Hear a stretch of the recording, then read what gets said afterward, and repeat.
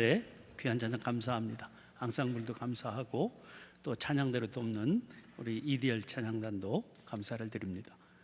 지난 6일 날 개막된 올림픽 경기가 이제 중반을 치달리고 있습니다. 멀리 리우에서 전해오는 우리나라 선수단 소식들이 국민들을 감동시키고 있습니다. 특별히 양궁은 4종목에서 금메달을 휩쓸어서 양궁 강국으로서의 면모를 유감없이 보여주었습니다. 경기 초반에 역도 53kg급에서 극적으로 동메달 따낸 윤진희 선수 소식도 아주 감동적이었습니다. 8년 만에 올림픽 출전인데다가 이미 4년 전에 은퇴를 해서 결혼해서 2딸의 엄마가 된 노장 선수였기 때문이지요.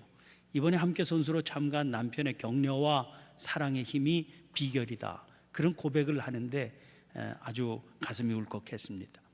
이번 올림픽에서 우리가 목표로 삼은 것이 금메달 10개라고 하는 기사를 읽으면서 옛날 생각이 났습니다. 우리가 올림픽에서 첫 금메달을 딴 것은 일제치하에서의 일이었죠. 송기정 선수가 1936년 제11회 베를린 올림픽 마라톤 경기에서 딴 금메달입니다. 그러나 당시 송기정 선수는 우리나라 선수가 아니었죠. 나라 없는 민족이라 일본 대표 선수로 출전할 수밖에 없었고 자연히 그 금메달도 일본의 금메달로 기록이 되었습니다. 그 뒤로 해방이 되었지만 올림픽 금메달은 우리에게는 너무나 먼 목표였습니다. 올림픽이 열릴 때마다 금메달 1개만이라도 땄으면 그런 국가적 여망이 컸지만 거두는 성적은 늘 그에 미치지 못했습니다. 그러다가 드디어 1976년 제21회 몬트리올 올림픽 대회에서 레슬링 양정모 선수가 금메달을 땄습니다. 송기정 선수의 금메달 이후에 40년 만에 거두었던 경사였습니다. 온 나라가 얼마나 감격했던 금메달이었는지 모릅니다. 사람들 가운데는 우리나라가 지나치게 금메달에만 집착한다, 그렇게 지적하는 분들이 있습니다. 그러나 올림픽에 가서 금메달 1개만이라도 그렇게 오랫동안 목말라 했던 지난날 생각해 보면 그런 마음이 수긍이 가기도 합니다. 그때 그 마음이 얼마나 간절했었는지 아직도 그때 그 마음을 쉽게 버릴 수가 없는 탓일 수도 있기 때문이죠.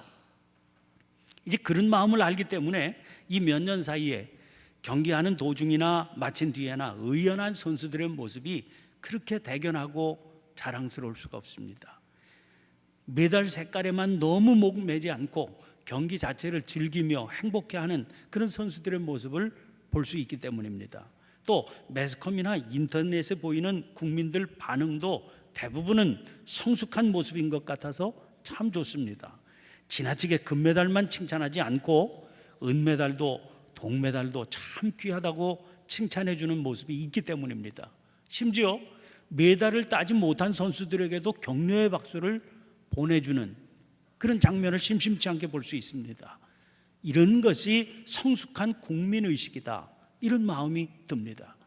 지금까지 따낸 메달만 가지고도 저는 자랑스럽습니다. 그와 함께 성숙한 조국의 모습이 더 자랑스러워 보입니다. 올림픽에 출전하는 선수들은 그 나라 젊은이들 중에 일부인 겁니다. 그 선수들의 모습과 자세를 보면 그 나라의 앞날을 어느 정도는 읽을 수 있겠지요. 그런 의미에서 저는 우리나라의 앞날을 긍정적인 마음으로 바라보고 싶습니다. 우리나라 젊은이들 세계 어디에 내놔도 자랑스럽다, 그런 생각이 들기 때문입니다.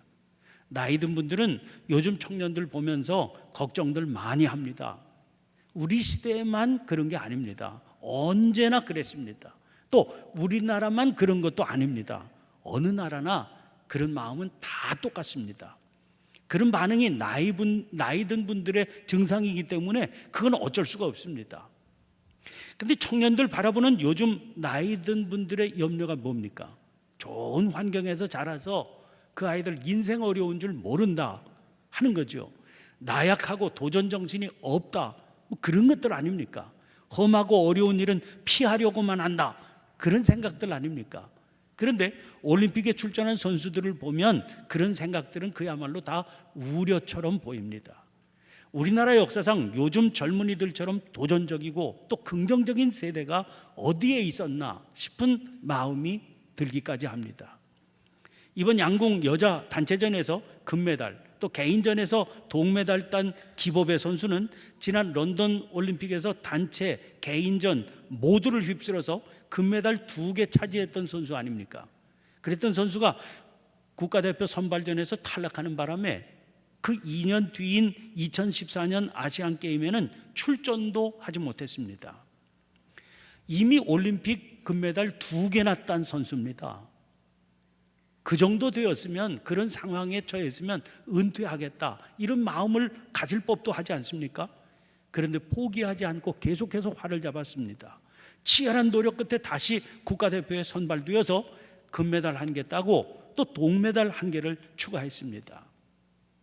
전에 금메달 땄던 선수인데 이번에 동메달 땄으니까 좀 부끄러운 마음이 들 법도 한데, 부끄러워하기는커녕 자기 생애 가장 자랑스러운 메달이다, 그렇게 고백했습니다.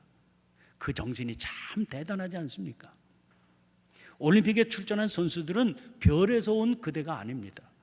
지금 우리 주변의 젊은이들 대표로 거기에 가 있는 겁니다. 그런 의미에서 우리나라가 소망이 있는 대단한 나라입니다. 젊은이들이 살아있는 나라입니다. 그리고 자부하건대 그 안에는 복음의 가치관을 외치고 심어온 그런 믿음의 조상들이 있습니다. 이번에 여자 양궁 금메달 2개를 한꺼번에 목격은 장혜진 선수 보세요. 4년 전에는 대표 선발전에서 4등을 하는 바람에 후보 선수로 자리만 지키던 선수입니다. 그러나 낙심하거나 포기하지 않고 최선을 다했습니다. 그리고 드디어 참가하게 된 올림픽에서 경기를 즐기면서 담대하게 한 발 한 발 쐈습니다. 그 비결이 어디에 있었겠습니까? 그가 개인전을 앞두고 항상 자기를 위해서 기도해 주시는 아버지, 할아버지, 할머니에게 감사한다, 그렇게 고백했었는데 바로 거기에 비결이 있는 것 아니겠습니까? 저는 우리 교회를 생각해도 그런 마음이 듭니다. 지난번 다녀왔던 캄보디아 단기 선교 생각해 보세요. 제가 곁에서 지켜보고 있는데 알바를 한 돈을 모아서 선교비를 충당해서 참가한 청년들입니다. 그런데 준비하는 과정부터 얼마나 진지하고 활동을 하는 내내 해맑은 그 모습이 얼마나 감동을 주었는지 모릅니다. 오늘부터 청년부 연합수련회가 시작됩니다. 엄청난 무더위 아닙니까? 바깥으로 나가서 움직이는 일 자체가 겁이 나는 상황입니다. 그런데 예상을 깨고 평소보다도 훨씬 많은 약 130여 명의 청년들이 참가 신청을 하는 바람에 행사 본부가 여러 가지로 고민이 많아졌다, 그런 얘기를 듣습니다. 요즘에 이 암울한 세상 분위기에서 도대체 어디에서 이런 청년들이 일어나게 되었겠습니까? 그 중에 한 가지 요인이 기도하면서 묵묵히 말씀을 따라 살아가는 믿음의 선배들이라고 여겨집니다. 걱정스러움 하나님께 맡기고 기도하면서 묵묵히 삶으로 모범을 보이는 믿음의 선배들이 그들 주변에 있었기 때문입니다. 그렇게 살아본들 당장이야 무슨 큰 변화가 있겠습니까? 오히려 앞날을 생각하면 암울하고 걱정스러운 마음뿐인 그런 상황이 분명하지요. 그러나 그럼에도 불구하고 캄캄한 어둠을 향해서 쉬지 않고 복음을 전하죠. 그리고 스스로도 복음적인 삶을 살려고 그 세상 속에서 몸부림쳐서 살아갑니다. 조상들이 그리고 선배들이 스스로 그렇게 살았습니다. 그랬더니 이런 일이 일어나게 되는 겁니다. 7포 세대를 넘어서 N포 세대라고 하는 절망적이고 비관적인 말들을 하기도 하지요. 그러나 여러분, 믿음의 사람들은 그런 상황에 휩쓸리지 말아야 됩니다. 낙심하게 만드는 경우가 왜 없겠습니까? 그러나 우리나라 대부분의 젊은이들은 그 의식이 건강하고 씩씩하다 하는 면을 봐야 됩니다. 생각하는 것이 참 성숙하고 의젓하기가 이를 데 없다 하는 면을 봐야 됩니다. 그런 젊은이들을 통해서 자기 부모들의 시대보다 훨씬 더 나은 세상을 열어가게 되리라 하는 것을 소망 중에 그려볼 수 있어야 됩니다. 그런 의미에서 저는 나라를 위한 교회에 큰 사명이 있다, 그렇게 믿습니다. 그것은 이 나라의 앞날에 빛을 전해주는 사명입니다. 인생의 바른 가치관을 전하고 심어주는 일입니다. 이거 말로 전해서야 되겠습니까? 믿음의 사람들이 스스로 그렇게 살아가야 됩니다. 그야말로 삶으로 분명한 모범을 보여주어야 됩니다. 그것이 우리 한국교회에 맡기신 나라를 위한 사명임을 알아야 됩니다. 그런 마음을 안고 붙들게 된 것이 오늘 본문 말씀입니다. 제일 먼저 오늘 본문 7절 말씀 보세요. 스스로 속이지 말라. 하나님은 업신여김을 받지 아니하시나니 사람이 무엇으로 심든지 그대로 거두리라. 여러분, 콩 심은 데 콩 나고 팥 심은 데 팥이 나는 겁니다. 이게 하나님께서 지으신 자연의 원리 아닙니까? 그런데 생각해 보세요. 콩을 심고 팥을 거두겠다는 겁니다. 그것은 천지를 지으신 하나님의 원리를 무시하는 행위입니다. 그야말로 하나님을 업신여기는 일이지요. 그러나 아무리 그렇게 해보려고 그래도 그런 일은 일어나지 않습니다.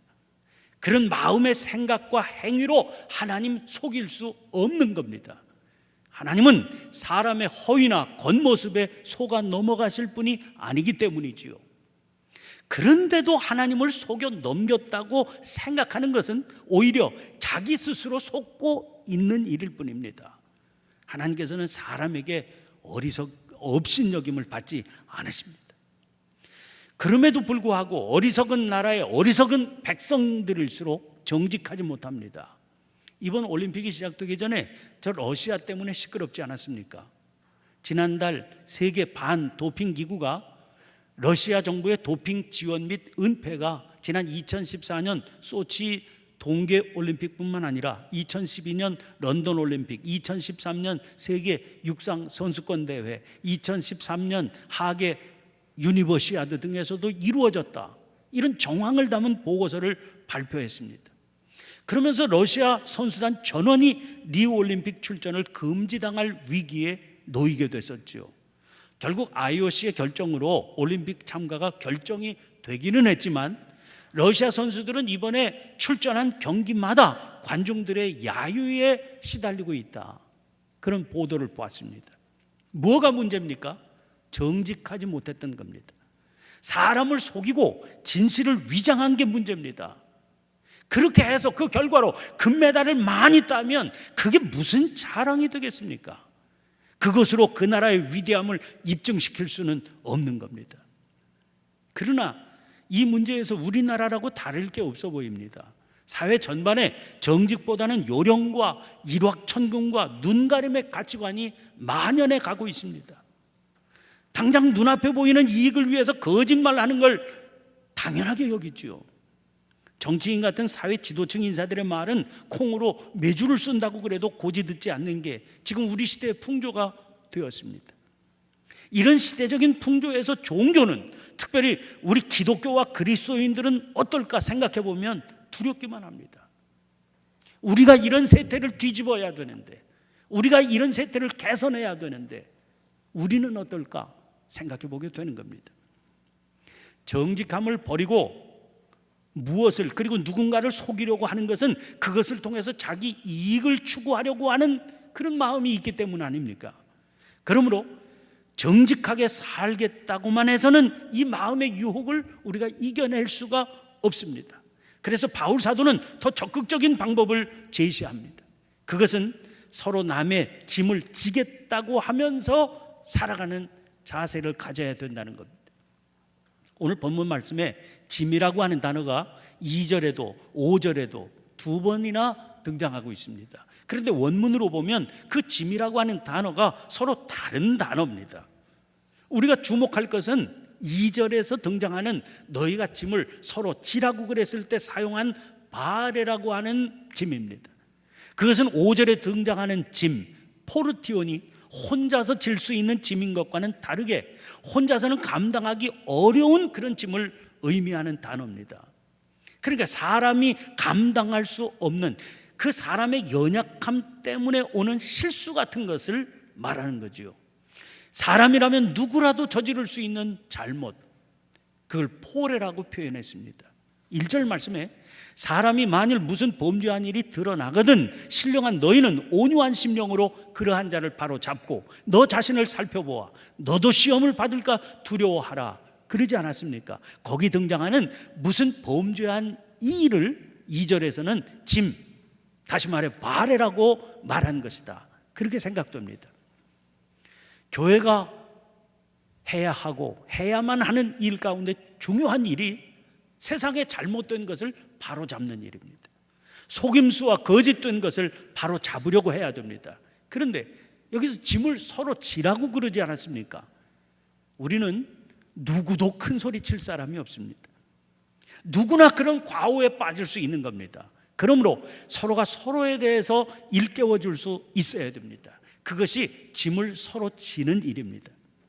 그래서 꼭 붙들어야 될 말씀이 거기 등장하고 있습니다. 신령한 너희는 온유한 심령으로, 이 말씀이지요.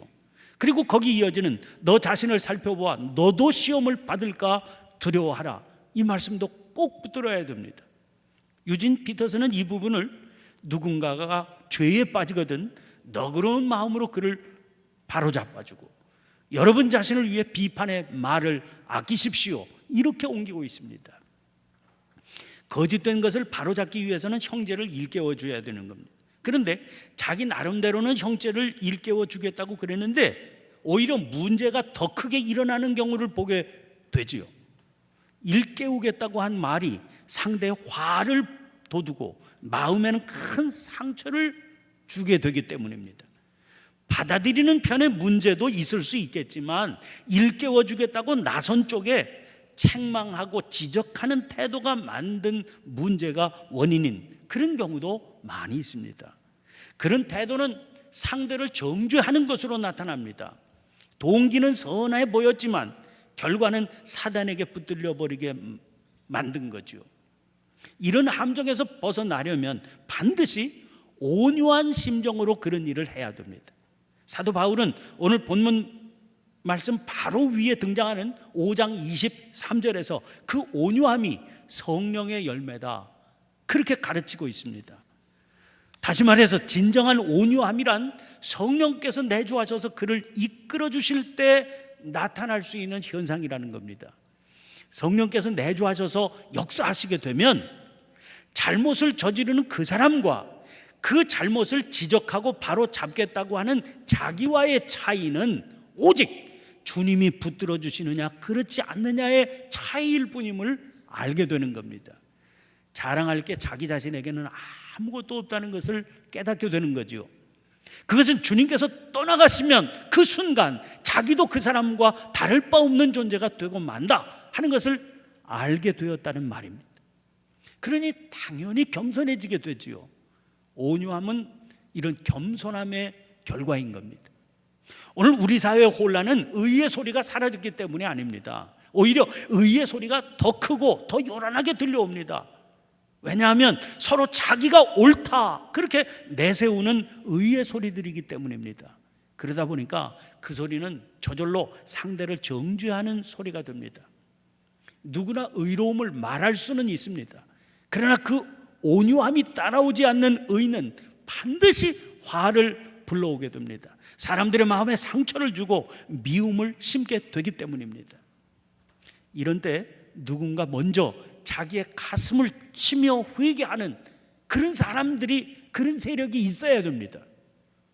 하나님 앞에서 우리들 모두의 부족함을 아파하며 자기가 그 짐을 지겠다고 나서는 그런 사람이 있어야 됩니다. 진실되고 온유한 마음으로 이 사태를 바로 잡겠다고 나서는 사람이 있어야 됩니다. 누가 그렇게 할 수 있겠습니까? 아니, 온유함이 성령의 열매라고 그러지 않았습니까? 지금 우리에게는 진실로 성령의 사람들, 하나님의 자녀된 이들이 필요한 겁니다. 그러면 이 시대에 필요한 사람이 여러분과 제가 아니겠습니까? 여러분과 제가 그런 사람이 되어야 되는 것 아니겠습니까? 그런 마음으로 살아가는 사람은 구체적인 삶에서 나눔을 실천할 수 있게 됩니다. 육체를 위하여 심는 삶이 아니라 성령을 위해서 심는 삶이 그것이기 때문이지요. 선을 행하며 살아가지만 당장의 현상 때문에 낙심하는 법이 없습니다. 반드시 거두게 될 그날이 오게 됨을 믿고 꾸준히 선을 행하며 살아갑니다. 저는 미국 찬양하는 사람 아닙니다. 얼마나 많은 문제가 미국 땅에 있습니까? 그러나 그 나라를 부러워하는 마음 한 구석에 있습니다. 땅덩어리가 큰 나라고 인구수가 많고 물질적으로 풍요하다 하는 것 때문에 부러운 게 아닙니다. 그 나라에 빌 게이츠 같은 사람, 워렌 버핏 같은 사람이 있다고 하는 것 때문에 부럽습니다. 빌 게이츠는 아시다시피 컴퓨터 소프트웨어 개발하는 마이크로소프트사를 세운 사람이지요. 이 회사를 통해서 그는 세계적인 거부가 됐습니다. 몇 년 전에 그는 자기의 분신과도 같았던 이 회사를 사직했습니다. 자기와 아내의 이름으로 만든 빌과 멜린다 게이츠 재단을 통해서 빈민 구제 사업에 전념하기 위한 목적입니다. 워렌 버핏은 투자의 귀재로 알려진 사람입니다. 2015년 세계적인 경제 잡지 포브스의 발표에 의하면 그의 총 자산은 727억 불, 세계 3위의 부자입니다. 현재 환율로 우리나라 돈 80조 원이 넘는 돈이지요. 그는 이 돈의 85% 이상을 자선단체에 기부했습니다. 그의 자산은 주로 주식으로 이루어져 있는데 그는 자기 생전에 자기 소유 전체 재산의 99%를 사회에 환원하겠다 이렇게 선언한 바 있습니다. 특별히 전체 기부금의 83%가량을 빌 게이츠 재단에 기부했습니다. 나이 차이가 많이 나지만 두 사람은 각별한 우정을 나누고 있습니다. 그것은 서로의 마음이 통하기 때문이겠죠. 두 사람이 주동이 되어서 만든 단체 가운데 책임 있는 부자들의 모임, 이런 단체가 있습니다. 버핏의 주장에 의하면 미국에서는 연간 소득 100만 불 이상인 사람들이 일반 시민들보다 낮은 세율의 적용을 받고 있다는 겁니다. 이건 뜯어 고쳐야 된다. 그래서 부자들에게 더 세금을 내도록 해야 되는 법을 만들어야 된다 주장합니다. 생각해보면 참 이상한 일 아닙니까? 자기들에게 이익이 되는 정책에 반대하려고 하는 모임을 본인들이 스스로 주도적으로 만들어서 열심히 활동하고 있는 거니까요. 그러나 두 사람의 주장은 아주 뚜렷합니다. 자기들 같은 부자들에게 10% 세금을 더 물리게 되면 액수는 엄청나겠지요. 그러나 그 세금 더 낸다고 그 부자들이 무너지지 않는다는 겁니다. 그러나 가난한 사람들에게 10% 세금을 더 부과하면 액수는 별것 없는데도 그 사람들은 무너지고 말 거다 하는 겁니다. 그렇게 정부가 할 책임은 뭐냐? 자기들 같은 부자들에게 더 많은 세금을 부과해서 가난한 사람들의 세금 감면해 줘야 된다. 그런 주장을 하고 있는 겁니다. 이 사람들 얘기를 듣고 있으면 그런 사람들이 살고 있는 미국이라고 하는 나라가 정말 대단한 나라다, 그런 생각이 듭니다. 그건 땅이 넓고 군사력이 강해서가 아닙니다. 이런 대단한 사람들이 있기 때문입니다. 그들의 재산이 대단하고 무슨 배포가 대단한 게 아닙니다. 그들의 그런 생각이 대단하고 그 생각대로 움직이는 행동과 삶이 대단한 거죠. 이런 사람들이 있는 한 이런 나라는 절대로 망하지 않습니다. 망하는 게 뭡니까? 오히려 그들의 주장과 생각에 동조하는 그런 사람들이 생기게 되어 있습니다. 영향력 때문입니다. 그 증거가 페이스북의 젊은 창업자 마크 저커버그입니다. 그는 작년 12월 달 딸의 출생을 기념해서 자기 소유의 페이스북 주식 99% 기부하겠다고 밝혔습니다. 액수가 대략 450억 불이니까 우리나라 돈 약 50조에 해당되는 돈입니다. 기부 형태에 대해서 뒷말이 있기도 했지만 중요한 것은 그런 마음을 먹는 사람들이 생겨난다는 겁니다.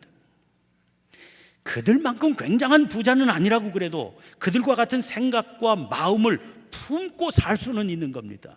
그들처럼 큰 영향력을 끼칠 수는 없어도 그들과 같은 자세로 살아갈 수는 있는 겁니다. 그것이 그리스도의 법을 성취하는 일입니다. 즉 그리스도를 따라 사는 일이며 믿음의 삶을 사는 일입니다. 오늘은 광복기념주일입니다. 그리고 다음 주일은 우리 교회 110주년 창립 기념주일이 됩니다. 연이어 뜻깊은 주일을 맞이하게 되면서 오늘 우리가 어떤 삶을 살아야 하나 하는 사실을 생각하게 됩니다. 여러분, 거대한 나라를 세울 수는 없어도 위대한 나라를 이룰 수는 있는 겁니다.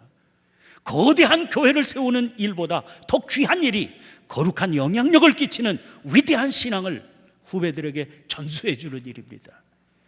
우리가 기회 있는 대로 모든 이에게 착한 일을 하되 낙심하지 말고 포기하지 아니하면 말씀하신 대로 반드시 때가 이름에 거두게 될 겁니다. 오늘 우리들에게는 이런저런 구구한 말을 시끄럽게 할 필요가 없습니다. 우리가 묵묵히 말씀을 따라 주어진 길을 걷는 일이 중요합니다. 그렇게 하다 보면 언젠가는 한국 교회가 이런 길을 걷게 될 겁니다. 교회가 이런 길을 묵묵히 걷다 보면 우리나라 국민들이 이런 길을 걷는 그런 나라를 이루게 될 겁니다. 이 세상에는 이런 영향을 세상에 펼치는 그런 나라가 반드시 필요하거든요. 하나님께서 우리나라에 광복을 뜻밖의 선물로 허락해 주신 이유가 있지 않습니까? 그리고 해방된 조국에 이렇게 많은 수의 교회를 세우고 이렇게 많은 수의 그리스도인 신자를 세우신 이유가 있는 것 아니겠습니까? 바로 그런 나라를 이루는 그런 교회가 되라, 그런 성도들이 되라 하시는 뜻이 아니겠습니까? 사랑하는 성도 여러분, 말씀을 붙들고 그런 나라를 이루기 위해 그런 교회를 세워가고 그런 성도의 삶을 세워가야 할 이 일에 여러분과 제가 앞장서야 되지 않겠습니까? 기도하겠습니다.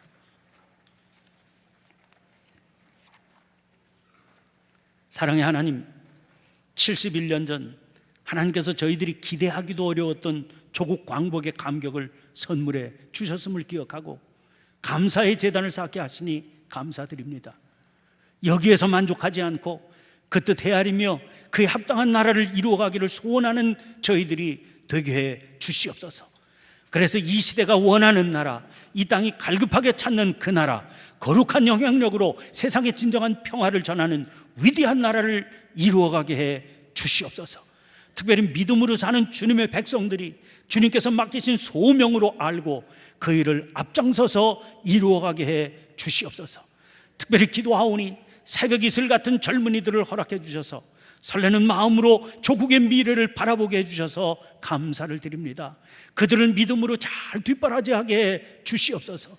그리하여 그들을 통해 이 나라가 바르게 서게 하시고 5대왕 6대주를 새롭게 하며 역사를 복되게 세워가는 감격이 있게 해 주시옵소서. 믿음으로 앞날을 열어가게 하시는 예수님의 이름으로 기도하옵나이다. 아멘. 아멘. 모두 일어나